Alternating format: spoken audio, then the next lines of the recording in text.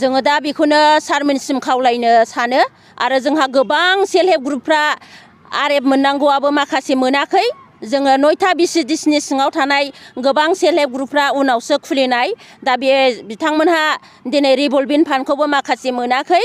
बेखौ मोननो थाखाय आं सारमोननिसिम गुरै खावलायनाय थाबाय आरो बेजों लोगोसे जोंनि सेल्फ हेल्प ग्रुपफ्रा जेसेबांनाखि अनसुंथाइ मोननांगौ दंबावो बेखौ जेन' सारमोनहा मावनानै हरो आरो मोननो हायो। आरो दिनै जोंहा लाखपति दिदि बायद'निबो जोंहा अनसुंथाइ मोननांगौ दङ, बेखौबो दासिमबो मोननो हायाखै। बेखौबो जेन' सारमोननि थ्रुयै मोननो हायो। बिटिआर सरखार आरो दिनै आसाम सरखार आरो जोंनि NRLM डिपार्टमेन्ट सारमोननिसिम बेखौनो गुरै खावलायनाय थाबाय जेन' जेसेबांनाखि ग्रुपफ्रा मोन्थाय दङ बेखौ जोंनो थाबैनो मावनानै होयो। आङो बेखौनो खावलायनाय थादों। जाफैनो हानाय बड'लेण्ड बुब्लि मिडियानिसिम जोंनि राइजिं बड'लेण्ड CLFनि GSफोरनिफ्राय खुलुमनाय आरो साबायखर बावनायखौ जासिग्रोनाय थाबाय। दा दिनैहाय जोङो राइजिं बड'लेण्ड मडेल CLFआ दिनै जोंनि क्लास्टारावहाय बेबायदि मोनसे जेनेरेल एनुवेल मिटिं लानाय जादों आरो बे जेनेरेल एनुवेल मिटिङावहाय जोङो बेबायदि सेल्फ हेल्प ग्रुपखौ लानानै मोनसे मोजां बेबायदि प्रग्रामखौ लानाय जादों आरो बेवहायनो जोङो गेलेनाय आइजोफोरनि सेल्फ हेल्प ग्रुपनि आइजोफोरनिफ्राय गेलेनाय बादायलायनाय आरो बेबायदिनो माखासे बेबायदि हाबाफारिफोर जोंहा दंबावो आरो जोङो माखासे जोंनि सेल्फ हेल्प ग्रुपखौ नायसनग्रा जोंनि क'क्राझार डेभेलपमेन्ट ब्लकनिफ्राय माखासे आलासि आरो क'क्राझार डिस्ट्रिक्टनि सिङाव थानाय माखासे जोंनि सेल्फ हेल्प ग्रुपफोरनो अनसुंथाइ होग्रा बा सेल्फ हेल्प ग्रुपखौ अनसायग्रा बेबायदि अफिसफोरनिफ्राय माखासे सारमोनखौ हांख्रायनाय जादों आरो बेवहायनो जोंनिफ्राय NRLM डिपार्टमेन्टनिफ्राय जोंनि क'क्राझार डिस्ट्रिक्टनि DPM सार आरो ब्लकनि जोंनि बेबायदि BPM सारखौ जोङो हांख्रायनाय जादों आरो दिनैनि बे सानसेनि हाबाफारिखौ जोङो गाजा गोमजायै खुंफुंनो थाखाय जोंनि राइजिं बड'लेण्ड मडेल CLFआ जोंनि क्लास्टारा जोंनि क'क्राझार डेभेलपमेन्ट ब्लकनि सिङाव थानाय मोनसे क्लास्टार 1 आरो बे क्लास्टार 1नि मुङानो जाहैबाय राइजिं बड'लेण्ड मडेल CLF आरो बे मडेल CLFखौहाय जोङो जोंनि राइजिं बड'लेण्ड मडेल CLFखौहाय जोङो 2018 मायथाइयावहाय मामोन अक्ट'बर दाननि 14 थारिखआवहाय जोङो अपेनिं खालामनाय जादों आरो दिनैसिम बे राइजिं बड'लेण्ड CLFआव गोबां ग्रुपफोर जोंहा दङ आरो गोबां BO जोंहा दङ। दा जोंनि राइजिं बड'लेण्ड CLFआवहाय माखासे NRLM डिपार्टमेन्टनिफ्राय अर्थात जोंनि SRLM डिपार्टमेन्टनिफ्राय जेसेबांनाखि सेल्फ हेल्प ग्रुपफोर दाबाय आरो बे सेल्फ हेल्प ग्रुपफोरखौनो लानानै मोनसे BO दानाय जायो जोंहा भिलेज अर्गानाइजेसन। दा बे बिथांमोननो BOखौ सामलायनो आरो ग्रुपखौ बेबायदि मोजाङै सामलायलांनो आरो गोजौ फारसे आवगायलांनांगौनि थाखाय जोंहा बे SRLMनिफ्राय बेबायदि माखासे फाइनान्सियेल खामानिखौ बे CLFआव हरनाय जायो आरो CLFनि थ्रुयैहाय जोङो भिलेज अर्गानाइजेसनावहाय जोङो मावहरनाय जायो आरो बे BOनिफ्रायनो भिलेज अर्गानाइजेसननिफ्रायनो जोङो सेल्फ हेल्प ग्रुपआवहाय माखासे फाइनान्सियेल बिथिंखौ जोङो मावहरनाय जायो आरो बे फाइनान्सियेलखौनो लानानै जोंनि सेल्फ हेल्प ग्रुपफ्रा गावसिनि ग्रुपखौ गोजौ फारसे दावखोलांनाय बा गोजौ फारसे लांनायनि थाखाय खामानिफोरखौ मावलांनांगौ जायो माखासे जिउ राहानि थाखाय। बेनो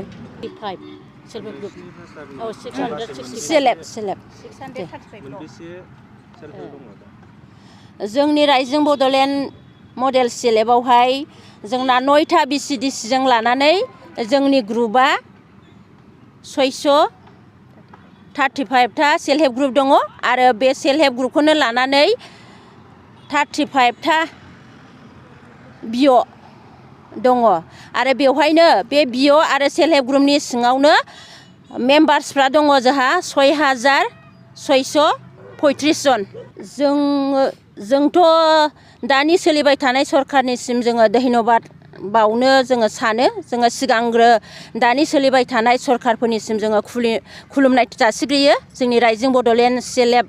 मडेल CLMनि जिबिका सखिफोर जानानै जोङो दानि जे आसाम सरखारनिसिमबो जोंनि खुलुमनायखौ जासिहरग्रोनाय थाबाय आरो जोंनि बिटिआर सरखारनिसिमबो जोंनि खुलुमनायखौ जासिहरग्रोनाय थाबाय आरो जों लोगोसे जोंनि क'क्राझार डेभेलपमेन्ट ब्लकनि बिडिअ सारमोननिसिमबो जोङो जोंनि खुलुमनायखौ जासिहरग्रोनाय थाबाय आरो बेजों लोगोसे जोंनि NRLM डिपार्टमेन्टनि जोंनि डिस्ट्रिक्टनि सार बिचित्र बिरज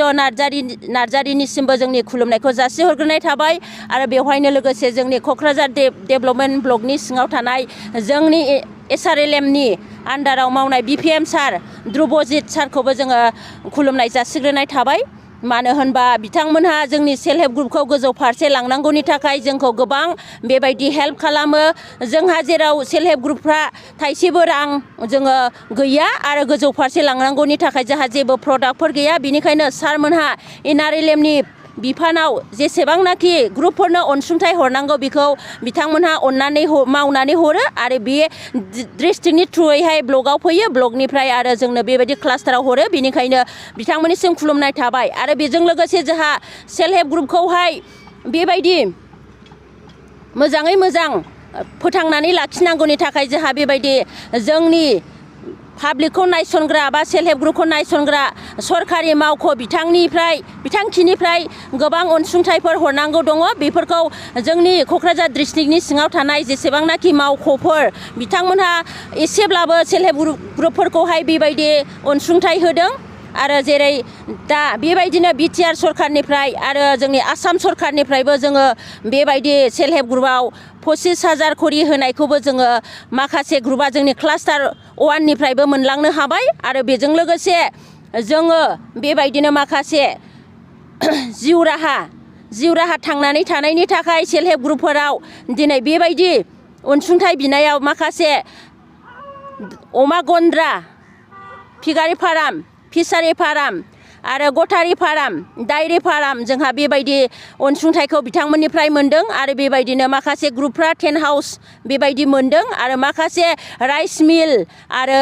माखासे बेबायदि पावार टिलार आरो माखासे बेबायदिनो गोबां आं मिथिस्लाबै बेबायदि अनसुंथाइफोरखौ सारमोननि थ्रुयै जोङो मोनबोगासिनो दङ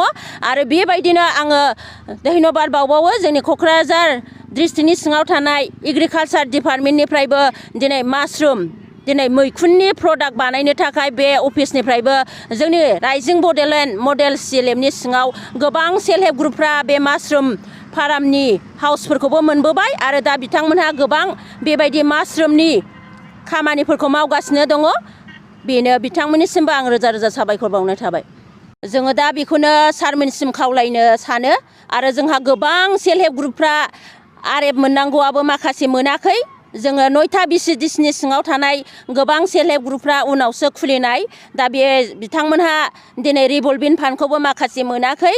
बेखौ मोननो थाखाय आं सारमोननिसिम गुरै खावलायनाय थाबाय आरो बेजों लोगोसे जोंनि सेल्फ हेल्प ग्रुपफ्रा जेसेबांनाखि अनसुंथाइ मोननांगौ दंबावो बेखौ जेन' सारमोनहा मावनानै हरो आरो मोननो हायो आरो दिनै जोंहा लाखपति दिदि बायद'निबो जोंहा अनसुंथाइ मोननांगौ दङ बेखौबो दासिमबो मोननो हायाखै बेखौबो जेन' सारमोननि थ्रुयै मोननो हायो बिटिआर सरखार आरो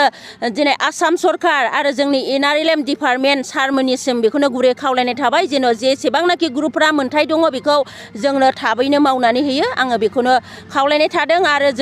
जोंहा लोगोसे जेसेबांनाखि जिबिका सखिफ्रा जेसेबांनाखि मावबाय जोङो बिनि मावनायनि मुल्यखौ जोङो दासिमबो मोजाङै मोननो हाया मानोना जोंहा गोबां खस्थ' जायो आरो जोंनि मावनायजों आरो जोंनि मोननायजों एसेबो गोरोबा बिनिखायनो जोंनि मावनायफोरखौ नायनानै जोंनि आसाम सरखार CM हिमन्त बिश्व शर्मा साराबो जों जेसेबांनाखि NRLM डिपार्टमेन्टआव मावनानै थानाय जिबिका सखिफोर दङ बिसोरनो जोंनि मावनायनि सायाव नायसननानै जोंनि मोननांगौफोरखौ मोजाङै होयो आरो जोंनि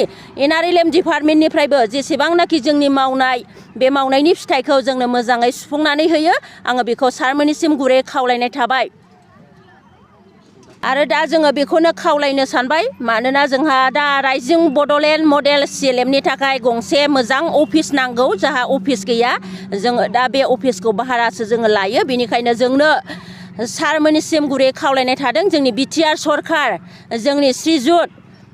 CM सार श्रीजुत प्रमद बर' सारनिसिमबो जोङो गुरै खावलायनाय थाबाय जोंनि क'क्राझार डेभेलपमेन्ट ब्लकनि सिङाव थानाय क्लास्टार 1 राइजिं बड'लेण्ड मडेल